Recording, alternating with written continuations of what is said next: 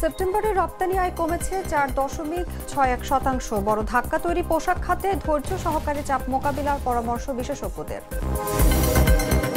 দীর্ঘ 2 দশক পর গণমাধ্যমের মুখোমুখি, দ্রুতই দেশে ফিরবেন। বিবিসি বাংলাকে দেওয়া সাক্ষাৎকারে নিজেই জানালেন তারেক রহমান। তালিকা হালনাগাদে চিহ্নিত 21 লাখ মৃত ভোটারও ভোট দিতেন, জানালেন সিইসি। আয়নার মতো স্বচ্ছ নির্বাচন করার প্রত্যাশা। ভারতের হাসপাতালের আইসিইউতে ভয়াবহ আগুন, প্রাণ গেল 8 মুমূর্ষু রোগীর। ইন্দোনেশিয়ায় স্কুল ধসে মৃতের সংখ্যা বেড়ে 54। এবং চলছে বহুল আলোচিত বিসিবি নির্বাচন। ভোট দিয়েছেন আমিনুল ইসলাম বুলবুল। ভোট গ্রহণ চলবে বিকেল 4টা পর্যন্ত।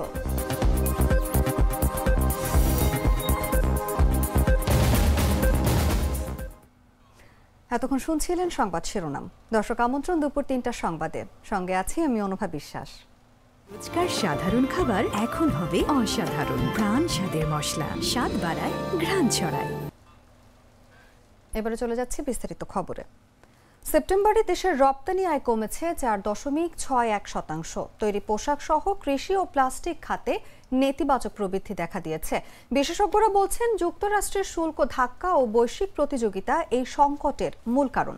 তবে আন্তর্জাতিক ক্রেতারা নতুন শুল্ক কাঠামোর সঙ্গে মানিয়ে নিতে পারলে রপ্তানি আবারও পুনরুদ্ধার হবে বলে প্রত্যাশা বিশেষজ্ঞদের। বিস্তারিত জাগো ডেস্ক রিপোর্টে। দেশের রপ্তানি আয় কমেছে সদ্য সমাপ্ত সেপ্টেম্বরে। গেল মাসে বিদেশের বাজারে প্রায় 362 কোটি 76 লাখ মার্কিন ডলারের পণ্য রপ্তানি করেছেন দেশের উদ্যোক্তারা। এই আয় গেল বছরের একই সময়ের তুলনায় প্রায় 17 কোটি 53 লাখ ডলার বা 4.61% কম। 2024 সালে সেপ্টেম্বর মাসে রপ্তানি আয় হয়েছিল 380 কোটি 28 লাখ ডলারের বেশি। রোববার রপ্তানি উন্নয়ন ব্যুরো প্রকাশিত রপ্তানির হালনাগাদ প্রতিবেদন থেকে এসব তথ্য পাওয়া গেছে।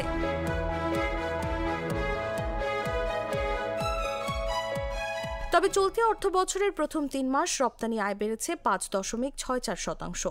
আলোচ্য সময়ে রপ্তানি হয়েছে 1231 কোটি ডলারের পণ্য। গেল অর্থ বছরের একই সময়ে যা ছিল 1165 কোটি ডলার। প্রতিবেদনে আরও উল্লেখ করা হয়েছে, গেল বছরের সেপ্টেম্বরের তুলনায় চলতি বছরের সেপ্টেম্বরে প্রধান রপ্তানি পণ্য তৈরি পোশাক খাতে নেতিবাচক প্রবৃদ্ধি হয়েছে। রপ্তানি কমেছে 5.66%। এছাড়া কৃষি পণ্যে 2.37% এবং প্লাস্টিক পণ্যে 9.15% নেতিবাচক প্রবৃদ্ধির দেখা পাওয়া গেছে। এদিকে যুক্তরাষ্ট্রের শুল্ক ধাক্কার প্রভাবে গেল সেপ্টেম্বর মাসে বাংলাদেশের তৈরি পোশাক রপ্তানি 5.66% হ্রাস পেয়েছে, যা দেশের সামগ্রিক রপ্তানি আয়ও প্রতিফলিত হয়েছে বলে জানিয়েছেন Bangladesh knitwear manufacturers and exporters অ্যাসোসিয়েশনের সভাপতি মোহাম্মদ হাতেম। তিনি জানান, তৈরি পোশাক খাতে নেতিবাচক প্রবৃদ্ধি দেখা দিয়েছে, কারণ বেশিরভাগ ক্রেতাই ক্রয়াদেশ দিচ্ছেন না। তারা এখন অতিরিক্ত 20% রেসিপ্রোকাল শুল্কের একটি অংশ বাংলাদেশি সরবরাহকারীদের উপর চাপিয়ে দেওয়ার চেষ্টা করছেন উল্লেখ করে ব্যবসায়ী নেতা জানান, রপ্তানিকারকদের পক্ষে এ অতিরিক্ত চাপ বহন করা কোনোভাবেই সম্ভব নয়।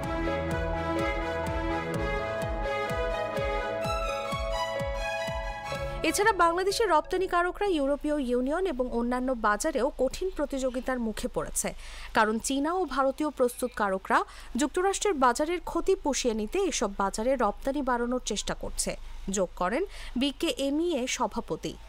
এই ধীরগতি আগামী 2 থেকে 3 মাস অব্যাহত থাকতে পারে বলেও আশঙ্কা প্রকাশ করেন তিনি। তবে আন্তর্জাতিক ক্রেতারা নতুন শুল্ক কাঠামোর সঙ্গে মানিয়ে নিতে পারলে রপ্তানি আবারও পুনরুদ্ধার হবে বলে আশা ব্যক্ত করেন এ ব্যবসায়ী নেতা। বলেন, এই সময়টা রপ্তানিকারকদের ধৈর্য সহকারে ক্রেতাদের যে কোনো ধরনের চাপ মোকাবেলা করতে হবে।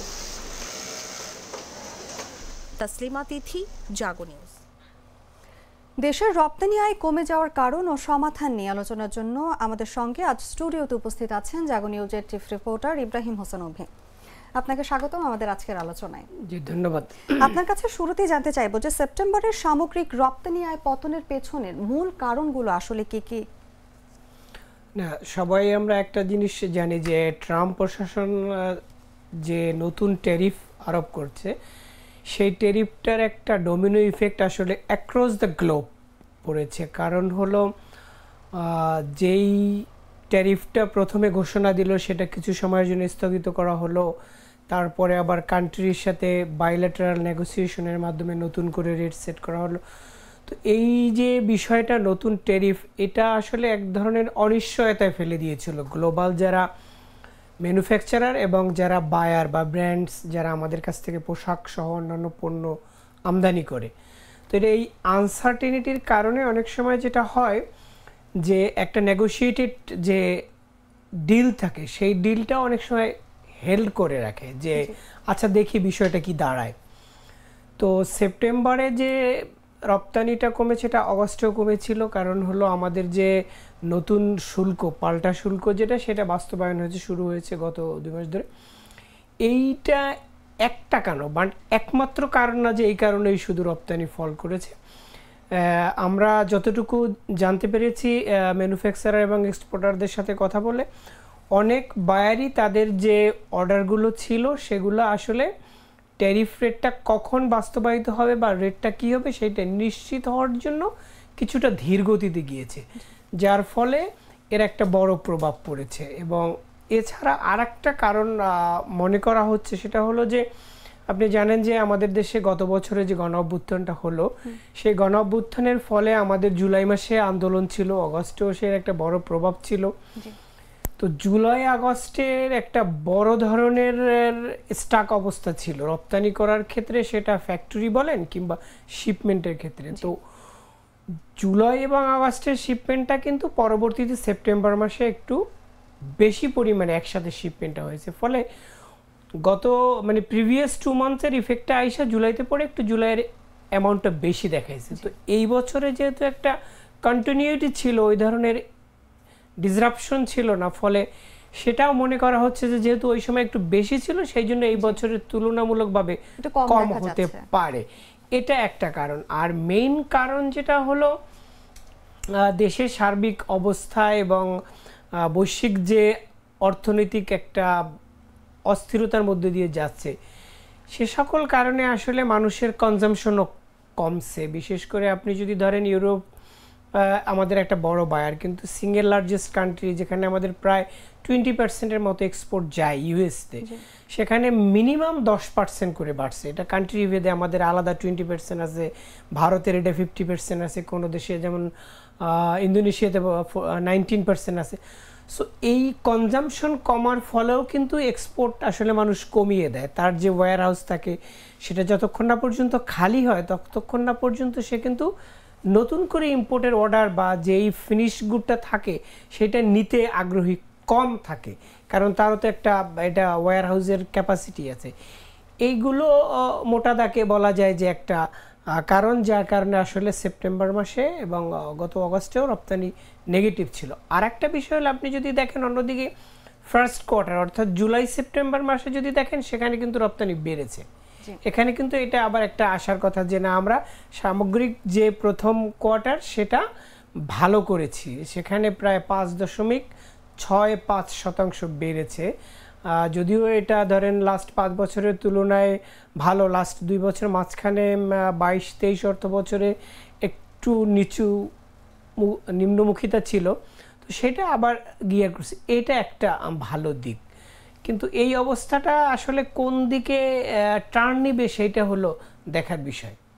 আচ্ছা, সেপ্টেম্বরে নেতিবাচক প্রবৃদ্ধি থাকা সত্ত্বেও চলতি অর্থ বছরে আমরা যেমনটা দেখলাম যে প্রথম প্রান্তিকে রপ্তানি আয় কিন্তু বেড়েছে। কোন খাতগুলোতে আসলে এই আয় বৃদ্ধি পেয়েছে? এবং আমি যদি আরেকটু জানতে চাই যে এই জায়গায় আসলে দেশের রপ্তানি খাতের সম্ভাবনা এবং চ্যালেঞ্জগুলো কি কি হতে পারে? আমাদের সামগ্রিক যে রপ্তানি, সেখানে আমরা সবসময় হাইলি ডিপেন্ডেন্ট হয়েছি আরএমজি সেক্টরের উপর, যেটা তৈরি পোশাক শিল্প।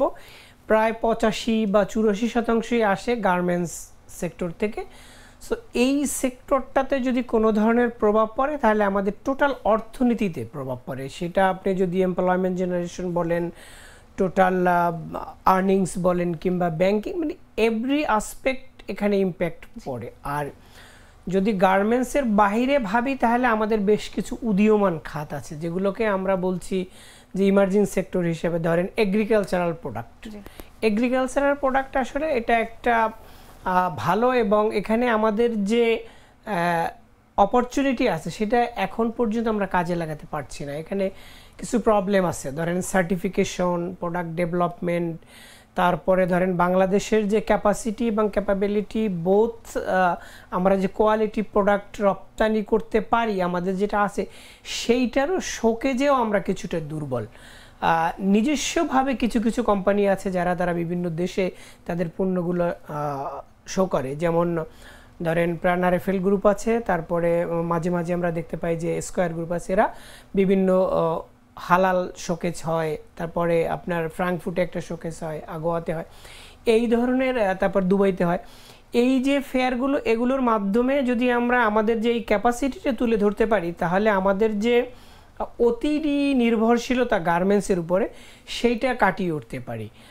আর যেই সমস্যাগুলো আসলে এখন রপ্তানি খাত ফেস করছে সেই সমস্যাগুলো হচ্ছে যে নানাবিধ সমস্যা আছে। ধরেন ফ্যাক্টরির এক্সপানশন দরকার হয় আপনার প্রোডাক্ট লাইন বা প্রোডাক্টের চাহিদা অনুযায়ী, কিন্তু বর্তমানে দেশের যে আর্থিক খাত রয়েছে সেখানে কিন্তু একটা ভঙ্গুর অবস্থা বিরাজ করছে। ব্যাংক থেকে লোন পাওয়া বা রিশিডিউল করে অথবা অন্য কোনো পদ্ধতিতে এক্সপানশনে যাওয়াটা স্টাক হয়ে আছে, ফলে এটাও কিন্তু আমাদের এক্সপোর্টের একটা প্রভাব ফেলতেছে। কারণ আমি যদি আমার ফ্যাক্টরির ক্যাপাসিটি না বাড়াইতে পারি তাহলে আমার এক্সপোর্ট কোত্থেকে বাড়বে, সেই জায়গাটা তো রয়ে গেছে। প্লাস হলো রাজনৈতিক অস্থিরতা তো একটা বিশাল ব্যাপার রয়েছে। সবাই যে শুধু ব্যাংক নির্ভর তা না, কারো কারো হাতে তার সারপ্লাস মানি আছে, সে এটাকে বিনিয়োগ করতে চায়, সে তার ফ্যাক্টরির ক্যাপাসিটি বাড়াতে চায় বা বিনিয়োগ করে আরও নতুন ফ্যাক্টরি এস্টাবলিশ করতে চায়। কিন্তু রাজনৈতিক অস্থিরতা সবসময় বিনিয়োগকে নিরুৎসাহিত করে। এখন মানুষের ভিতরে যারা আমাদের বিনিয়োগকারী রয়েছেন দেশি এবং বিদেশি সবাই অপেক্ষা করছে যে কবে একটা সুশৃঙ্খল এবং নির্বাচিত সরকার আসবে। নির্বাচিত সরকার আসলে দেশের বাণিজ্যিক যে নীতিমালাগুলো সেটা কিভাবে হবে, কোনভাবে দেশ কোন নীতিতে চলবে সেটার একটা পরিষ্কার ধারণা চায় মানুষ। সেই ধারণাটা যেহেতু পাচ্ছে না, কিছুটা একটু অস্থিরতার মধ্যে দিয়ে যাচ্ছে, ফলে এখানে এইটাও একটা বড় সমস্যা হয়ে দাঁড়িয়েছে। সেটা তার পাশাপাশি আপনি যদি দেখেন যে বৈশ্বিক যে অবস্থা, রাশিয়া ইউক্রেন বলেন কিংবা ইরান, মধ্যপ্রাচ্যের যে অবস্থা, ইসরায়েল ফিলিস্তিন নিয়ে যে যুদ্ধ একটা অবস্থা চলছে, সামগ্রিক পরিস্থিতি কিন্তু আসলে ব্যবসার জন্য না, এটা আমাদের যেরকম দেশীয় দিক থেকেও রয়েছে এবং বৈশ্বিক পরিস্থিতিতে একই অবস্থা বিরাজ করছে। ফলে অর্থনৈতিক যে গতি সেটা ফেরার জন্য আসলে আমাদের দেশেও যেরকম একটা স্থিতি অবস্থা দরকার আছে এবং বৈশ্বিক রাজনৈতিক এবং অর্থনৈতিক যে ডিলেমা বা যে ক্রাইসিসগুলো রয়েছে সেগুলো যদি একটা নতুন শেপ না নেয় তাহলে এটা কন্টিনিউ করবে এবং এটা আমাদের জন্য, যেহেতু আমরা অনেক ক্ষেত্রেই এক্সপোর্ট নির্ভরশীল দেশ, আমাদের ফরেন কারেন্সির ক্ষেত্রে দুটো সেক্টর, একটা হলো আমাদের রেমিটেন্স, একটা হলো রপ্তানি, সেখানে আমাদের বড় চ্যালেঞ্জ থেকেই যায়। তবে দেশীয়ভাবে যে জিনিসগুলো আমরা উত্তরণের পথ দেখাতে পারি, আপনার একটা দেশ আমাদের ধরেন প্রোডাকশন কস্ট বেড়ে যাচ্ছে, আমাদের কম্পিটিটিভনেস আমরা হারাচ্ছি, সেইখানে সরকারের একটা জায়গা আছে যেটা সরকার কাজ করতে পারে, যে কোন কোন ক্ষেত্রে আসলে আমাদের হাত দিলে আমাদের প্রোডাকশন কস্টটা কমাতে পারি। আমাদের সাম্প্রতিক সময়ে আমাদের পোর্টের যে চার্জ সেটা বাড়িয়েছে, ইন্টারেস্টের বাড়ে, মাঝে মাঝে আমাদের গ্যাস ক্রাইসিস থাকে। তো সরকারের সেখানে উচিত হবে, যেহেতু আমরা গ্লোবালি কম্পিটিটিভ থাকতে চাই, সেই ক্ষেত্রে যেই জায়গাগুলোতে পলিসি সাপোর্ট দেওয়ার মাধ্যমে আসলে প্রোডাকশন কস্টটা একটা রিজনেবল জায়গায় রাখা যায়, যাতে আমরা আমাদের যে প্রতিযোগী দেশগুলো আছে তাদের সাথে প্রতিযোগিতায় টিকে থাকতে পারি এবং একটা রিজনেবল কস্টে এক্সপোর্ট করতে পারি প্রোডাক্ট। সেই বিষয়গুলো অবশ্যই লং টার্মে যদিও তাদের দ্বারা পসিবল হবে না, কারণ তারা একটা অন্তর্বর্তীকালীন সরকার, সাময়িক সময়ের জন্য কিছু অ্যাডহক বেসিস পলিসি ইমপ্লিমেন্ট এবং পলিসি নেওয়া উচিত, যেটা আসলে ব্যবসায়ীদের জন্য ব্যবসাকে এই ক্রিটিক্যাল মোমেন্টে একটা ওভারকাম করার সুযোগ তৈরি করে দিবে। আমি আপনার সাথে একমত। আসলে যেমনটি বলছিলেন যে রাজনৈতিক অস্থিরতা ও রপ্তানি খাতে নেতিবাচক প্রভাব ফেলছে। ইউরোপীয় ইউনিয়ন সহ বিকল্প বাজারগুলোতে আমরা যেমনটা জানি যে চীন ও ভারতের প্রতিযোগিতা, এবং যদি বলি যে যুক্তরাষ্ট্রের অতিরিক্ত শুল্ক চাপ একটা প্রভাব ফেলছে, তো সেক্ষেত্রে বাংলাদেশের রপ্তানি টিকিয়ে রাখার জন্য এটা আসলে কতটা চ্যালেঞ্জ আনতে পারে বা এটা মোকাবিলার জন্য আমাদের কি করণীয়? না, আরেকটা বিষয় আমি যেটা হয়তো একটু স্কিপ করে গেছি, সেটা হলো জুলাই সেপ্টেম্বর যে পিরিয়ডটা বা অক্টোবর, এটা কিন্তু একটা লিন পিরিয়ড বলা হয়। এই সময় এমনিতেই একটু ওয়ার্ক অর্ডার কম থাকে, যেহেতু এটা একটা সিজনাল প্রোডাক্ট। ধরেন শীতের সময় এক ধরনের প্রোডাক্ট, আবার সামারে এক ধরনের, স্প্রিং এক ধরনের প্রোডাক্ট নির্ভর করে। কিন্তু বৈশ্বিক যে ক্রাইসিসটা induced by Trump administration reciprocal tariffs, সেইটার কিন্তু আমাদের প্রথমে যেভাবে ভাবা হয়েছিল যে আমরা হয়তো একটা গভীর খাদে পড়ে যাব, কিন্তু এইটা মূলত আমাদের জন্য এক ধরনের আশীর্বাদ হয়ে আসছে। ধরেন ইন্ডিয়াতে যেখানে 49%, মানে 50% বলতে পারি, সেইটা ইন্ডিয়াতে এখন মানুষ কার্যাদেশ দেওয়ার ক্ষেত্রে অনেকবার ভাববে, কারণ আমাদের সেটা 20%। এটা একটা বিষয়। চায়নার থেকে মানুষ যে অর্ডারগুলো শিফট করছে সেটা বাংলাদেশের দিকেই আসছে, কারণ হলো এখন যতগুলো দেশের সাথে নতুন করে রেসিপ্রোকাল ট্যারিফ ইম্পোজ করা হয়েছে, সেখানে বাংলাদেশের অবস্থান ভালো, যদিও 2-1টা দেশে 2-1% কম আছে, কিন্তু তাদের তুলনায় আমাদের যে ইনস্টলড ক্যাপাসিটি, আমাদের ওয়ার্কারের যে দক্ষতা, আমাদের যে কমিটমেন্ট টুয়ার্ডস বায়ার, এগুলো অনেক তাদের তুলনায় ভালো, এবং বায়ারদের একটা আস্থা আছে এবং দীর্ঘদিনের রিলেশনশিপ, ফলে এটা আমরা কাজে লাগাতে পারবো। আর আপনি যেটা বলছিলেন যে ইউরোপীয় ইউনিয়ন, এখানে ইউরোপীয় ইউনিয়নে একটা বড় অংশ আমাদের যায়, কিন্তু আমি গতকালকেই কয়েকজন ব্যবসায়ীর সাথে কথা বলছিলাম, তারা ইন্টারেস্টিং বলতেছে যে যেখানে আমাদের ইউরোপীয় ইউনিয়নে চায়না কিংবা ইন্ডিয়া মুভ করার কথা ছিল, কিন্তু আপনি জানেন যে এটা কিন্তু একটা সিজন এবং 3 মান্থস প্যাটার্নে চলে আমাদের গার্মেন্টসের ওয়ার্ক অর্ডারটা। তো সেখানে আমাদের যে ইনফ্লো আসছে পরবর্তী সিজনের জন্য, সেখানে আমরা ইউরোপীয় ইউনিয়ন এবং ইউএসএ দুটোতেই আমাদের ট্রেন্ড গুড, যেটা নেগোসিয়েশন ডিল মানে কোয়ারি সিক করতেছে। সো এইটা সমস্যা হবে না। সমস্যাটা যেটা হবে, আমি যেটা একটু আগেই বলছিলাম, যে আমরা কাজের যে ফ্লো আসবে আমাদের কাছে, সেইটা কিভাবে প্রপারলি এবং টাইমলি এক্সিকিউট করতে পারি, সেইখানে হলো গভর্নমেন্টের পুরো বিষয়টা। পোর্টের এফিসিয়েন্সি বেড়েছে আমরা বলবো অবশ্যই নতুন অন্তর্বর্তী সরকারের কিছু উদ্যোগের জন্য, কিন্তু সেটাকে আরও কত এফিশিয়েন্ট এবং রিজনেবল কস্টে আমরা সার্ভিস প্রোভাইড করতে পারি, প্লাস হলো ব্যাংকিং সেক্টরটাকে একটা সাপোর্টিভ রোল পালন করার জন্য একটা পাথ তৈরি করে দিতে হবে, যাতে কোনোভাবেই বিনিয়োগকারীরা কোনো ধরনের সমস্যার সম্মুখীন না হয়। ইভেন ইন্ডিয়ার থেকে প্রচুর যারা ম্যানুফ্যাকচারাররা অলরেডি ইউএসের সাথে কাজ করছেন, তারা বাংলাদেশের মাধ্যমে সেই অর্ডারটা এক্সিকিউট করা চায় না। তারপরেও আমি বলবো যে আমাদের যে ইউএস কিংবা ইউরোপীয় ইউনিয়নভুক্ত দেশগুলোর বাইরে যে দেশগুলো রয়েছে, সেইখানে আসলে আমাদেরকে পেনিট্রেট করার জন্য নতুন ইনিশিয়েটিভ নিতে হবে, সেখানে আমরা চুক্তি করা। কিন্তু আমি একটা জিনিস বলতে চাই যে আসলে গার্মেন্টসের বিষয়টা আমাদের জন্য যেরকম অপরচুনিটি, আবার এক ধরনের থ্রেট ইন লার্ক অলওয়েজ, কারণ একই নির্ভরশীলতা। আমাদের অন্যান্য যে প্রোডাক্টগুলো বললেন, ধরেন আমাদের ফার্মাসিউটিক্যাল প্রোডাক্ট যেটা, সেটা কিন্তু আমরা গত কয়েক বছর বেশ ভালো এক্সপোর্ট হয়েছে। এবং আপনি যদি দেখেন যে নন লেদার শুজ, যেটা আমরা ফুটওয়্যার, মানুষের লাইফস্টাইল এবং আমাদের ক্লাইমেট চেঞ্জের কারণে আমাদের কিন্তু প্যাটার্ন চেঞ্জ হচ্ছে সব কিছুতেই। তারপরে আপনি যদি দেখেন যে আমাদের চামড়া শিল্প বেশ কয়েক বছর ধরে নেগেটিভ ছিল এবং একটা বড় সমস্যা ছিল রিলোকেশন অফ ট্যানারিস, সেই জায়গাটা একটা বড় প্রবলেম এখনও রয়ে গেছে, সেটা হলো আমাদের সেন্ট্রাল ট্রিটমেন্ট, যেটা সিটিবি বলা হয়। সেই জায়গাটা যদি আমরা কাজে লাগাতে পারি, কারণ এটা মাত্র 1 বিলিয়ন বা 1 পয়েন্ট সামথিং এখানে ঘুরপাক খাচ্ছে, এটাকে আমরা ইজিলি কিন্তু 2 বিলিয়ন বা 3 বিলিয়ন অথবা 5 বিলিয়নও যেতে পারে।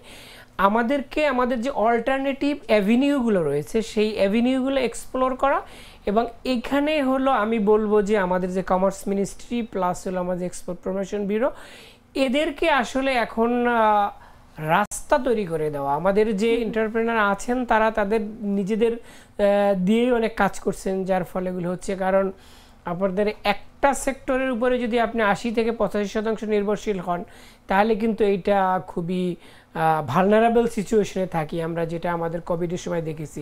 সো আমি বলবো যে এগ্রিকালচার সেক্টরে যেটা চলছে, আমাদের ইউকের বাজারে এগ্রিকালচার একটা বড় মার্কেট আছে, আমাদের মিডল ইস্টে একটা বড় মার্কেট আছে। আপনি যদি দেখেন প্রসেস ফুডের মার্কেটটা খুব দ্রুত গ্রো করছে। হ্যাঁ, এবং আরেকটা জিনিস আমি যেটা বলছিলাম যে আমরা যেখানে total 1 billion leather footwear and leather products export করি, সেখানে আমাদের কাপল অফ ইয়ার্সের মধ্যে আমাদের নন লেদার ফুটওয়্যার 500 মিলিয়নের উপরে চলে গেছে, 500 বিলিয়ন বলা যায়।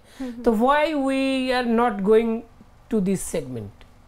এই যে বিষয়গুলো আমরা কাজ করতে যেয়ে দেখতেছি, এবং আমরা যেই ধরনের উইন্ডোগুলো আমরা এক্সপ্লোর করার জন্য আমরা বিভিন্ন সময় রিপোর্ট করে থাকি, আই বিলিভ যে বর্তমান যে অন্তর্বর্তীকালীন সরকার আছে তারা তাদের ইনিশিয়েটিভগুলো ব্যবসায়ীদের প্রতিনিধি আছে নিয়ে কাজ করবেন।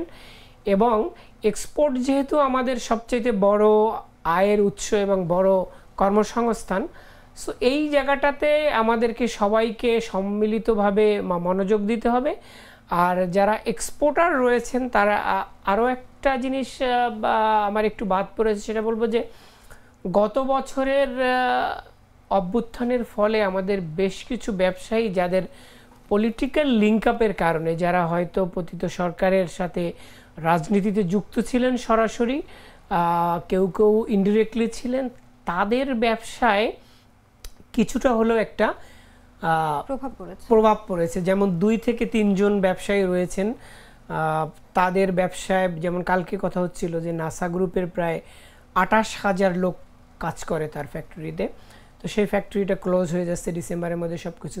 তারপর বেক্সিমকো গ্রুপ ছিল, এইটার যে একটা ম্যানুফ্যাকচারিং ক্যাপাসিটি ছিল সেটা তো আমরা হারালাম। হ্যাঁ, তো এরকম বেশ কিছু আছে। তো এই রাজনৈতিক যে বিষয়গুলো আমাদের ব্যবসার সাথে জড়িয়ে যাওয়া, এইটা কিন্তু আমাদের অর্থনীতির জন্য একটা অন্তরায় হয়ে দাঁড়িয়েছে। কারণ এর আগে আমি একদিন এখানেই বলেছিলাম যে ব্যাংকিং খাত একটা বিশেষ গোষ্ঠীর জন্য। I think we should work for the country, not for a particular group or vested quarter. যদি আমরা সমন্বিতভাবে কাজ করি, আমাদের স্বপ্ন ডেভেলপড কান্ট্রি হব, আমরা ডেভেলপিং কান্ট্রির একদম দ্বার প্রান্তে, তো সেই জায়গাগুলোতে রাজনীতি এবং অর্থনীতি আলাদা রেখে দেশের স্বার্থে যদি সবাই আমরা কাজ করি, তাহলে আমাদের যে এক্সপোর্ট আছে, আমি আশা করছি যে নভেম্বর ডিসেম্বরে আবার আমরা সঠিক পথে ফিরে আসব। এবং যদিও এখানে এখনও সিঙ্গেল ডিজিট গ্রোথে আছি আমরা, this should be double digit growth, কারণ আমাদের অর্থনীতির যে প্রজেকশন রয়েছে সেটা যদি আমরা অ্যাটেন্ড করতে চাই তাহলে আমাদের অবশ্যই ডাবল ডিজিট গ্রোথ দরকার।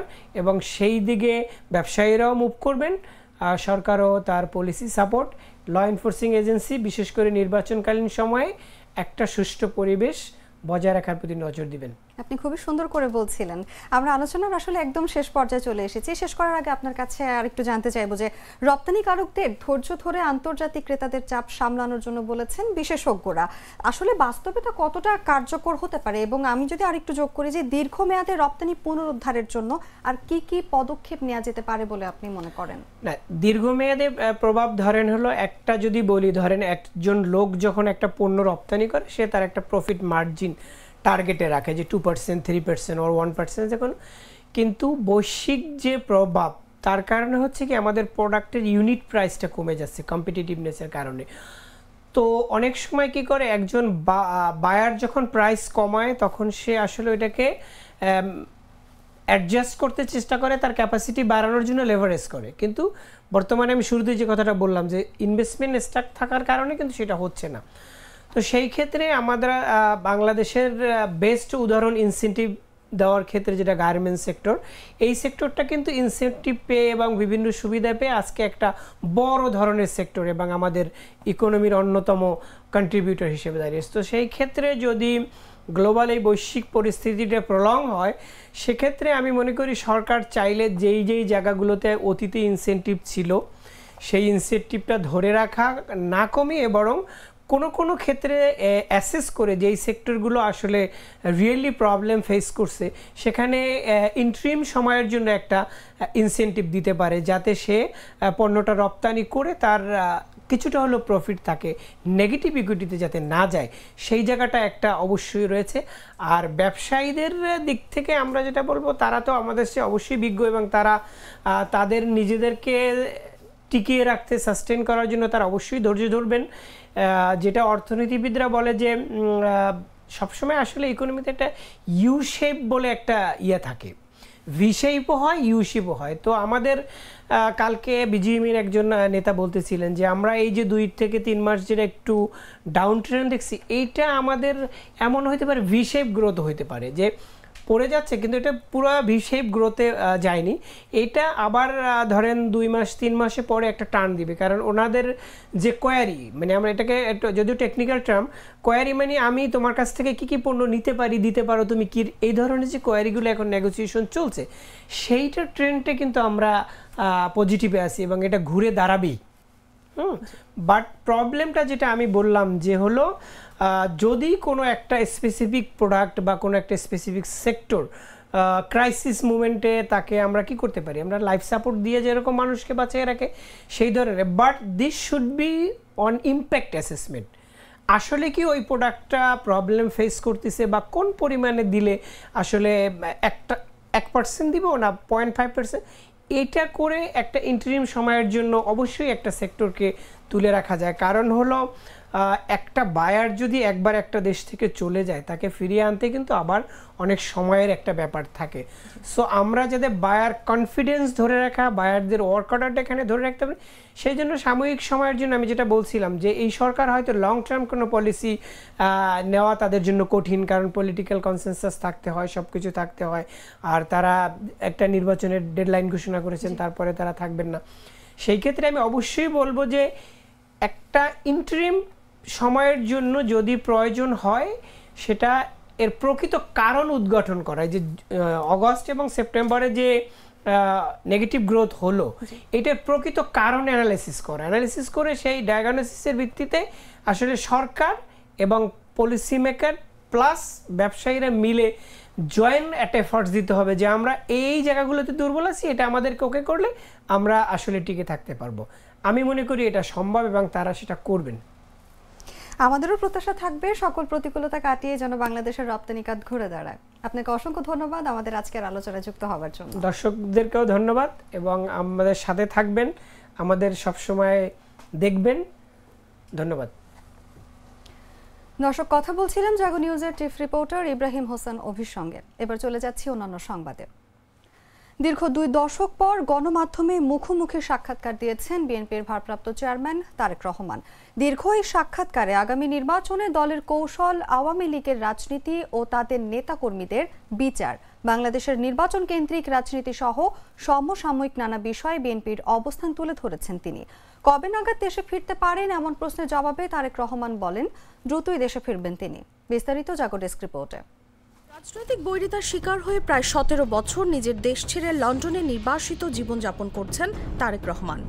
সেখান থেকে ভার্চুয়ালি দলের বিভিন্ন প্রোগ্রামে অংশ নিয়ে দলীয় সাংগঠনিক কার্যক্রম পরিচালনা করছেন তিনি। তবে এর মধ্যে সরাসরি কোনো গণমাধ্যমের প্ল্যাটফর্মে কথা বলেননি তিনি।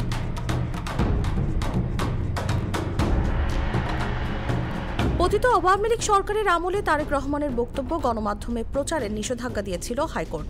2024 সালের 5 আগস্টের পর সেই নিষেধাজ্ঞা তুলে নেওয়া হয়।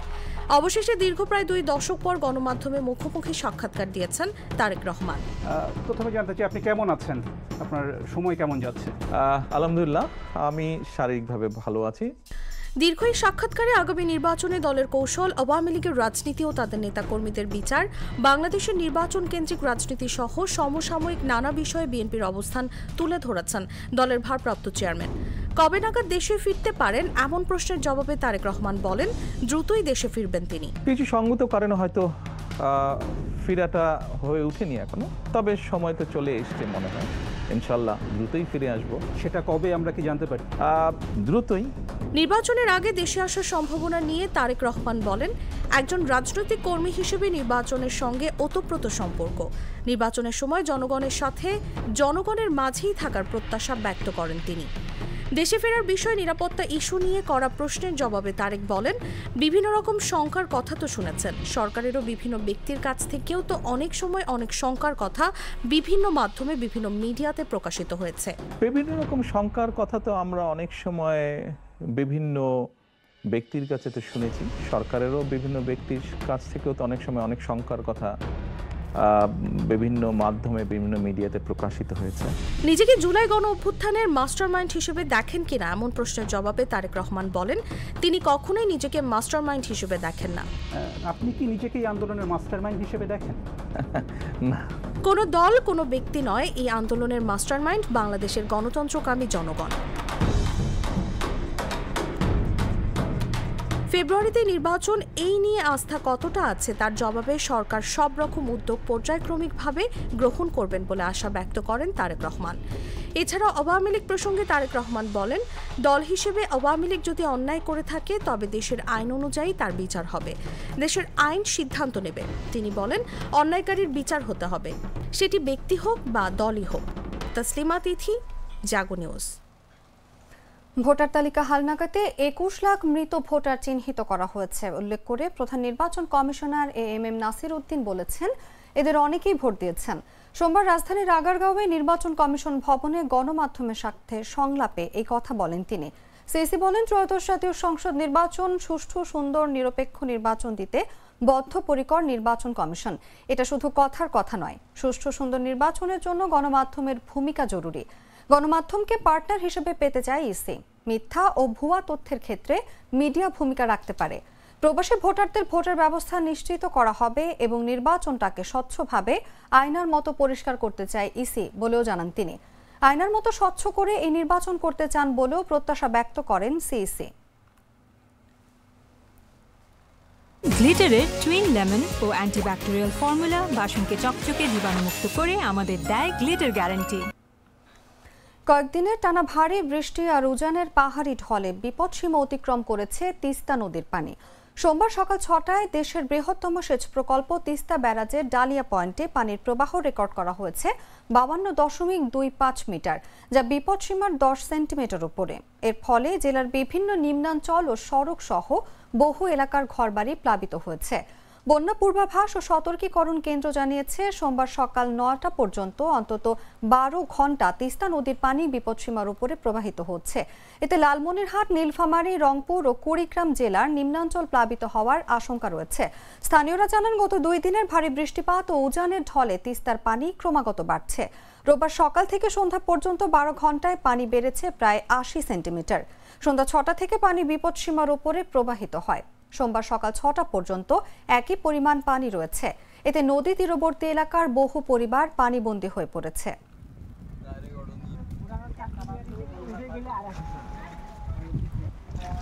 বাছাইকৃত লাল সরিষার দানা থেকে তৈরি হয় প্রাণ সরিষার তেল, আসল ঝাঁঝে, আসল স্বাদে। জানাবো আন্তর্জাতিক সংবাদ।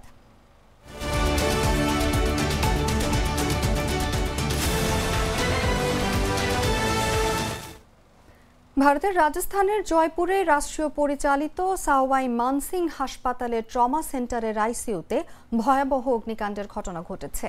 এই ঘটনায় নারী সহ 8 জন গুরুতর রোগী মারা গেছেন। রোববার মধ্যরাতে এই দুর্ঘটনা ঘটে বলে হাসপাতাল কর্তৃপক্ষ জানিয়েছে। ট্রমা সেন্টারের ইনচার্জ ডক্টর অনুরাগ ঢাকর জানিয়েছেন, নিউরো আইসিইউতে 11 জন রোগী চিকিৎসাধীন ছিলেন। এ সময় সংরক্ষণাগারে আগুনের সূত্রপাত হয়। প্রাথমিকভাবে ধারণা করা হচ্ছে শর্ট সার্কিট থেকেই আগুনের সূত্রপাত হয়েছে। সংবাদ মাধ্যম এনডিটিভির প্রতিবেদনে বলা হয়, অগ্নিকাণ্ডের পর হাসপাতাল জুড়ে আতঙ্ক ছড়িয়ে পড়ে। এ সময় পুরো ওয়ার্ড ধোঁয়ায় ভরে যায়। আগুনে বিভিন্ন নথিপত্র, আইসিইউ যন্ত্রপাতি, রক্তের নমুনা সহ অনেক কিছু পুড়ে যায়।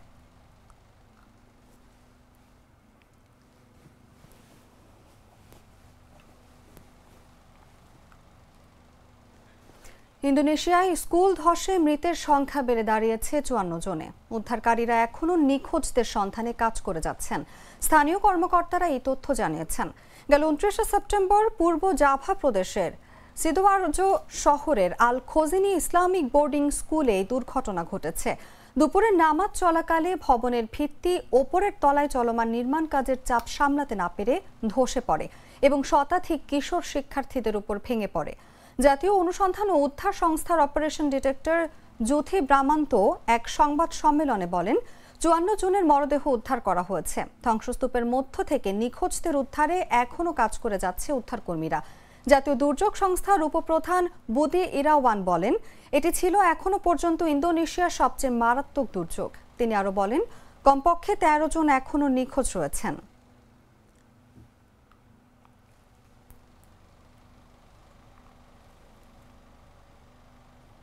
সংবাদ শেষ করব খেলার খবর জানিয়ে।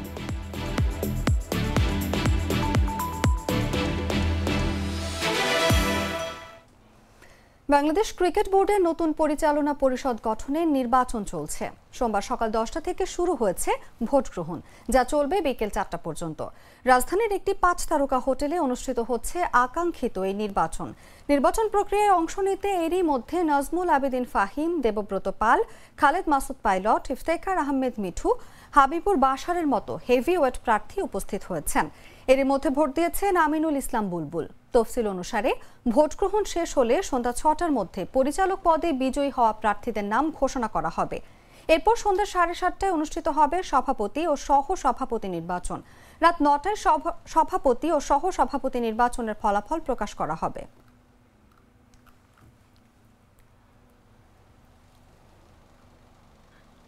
সংবাদ শেষ করার আগে শিরোনামগুলো জানিয়ে দিচ্ছি আরও একবার।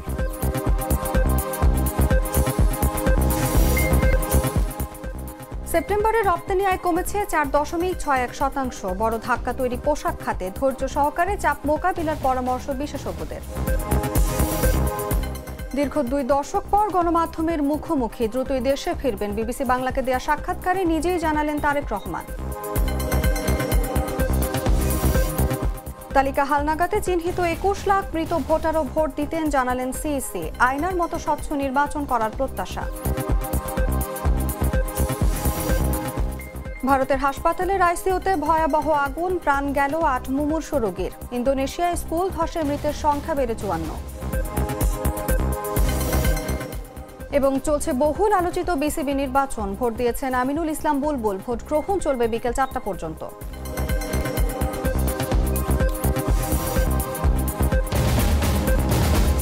দর্শক, এই ছিল এখনকার মতো। এরপর বিকেল 5টায় দেখবেন দেশজুড়ে সংবাদ। প্রতি মুহূর্তে সর্বশেষ খবর জানতে ভিজিট করুন jagonews24.com। ফলো করুন আমাদের ভেরিফাইড ফেসবুক পেজ এবং সাবস্ক্রাইব করুন জাগো নিউজের ইউটিউব চ্যানেল। ধন্যবাদ সবাইকে।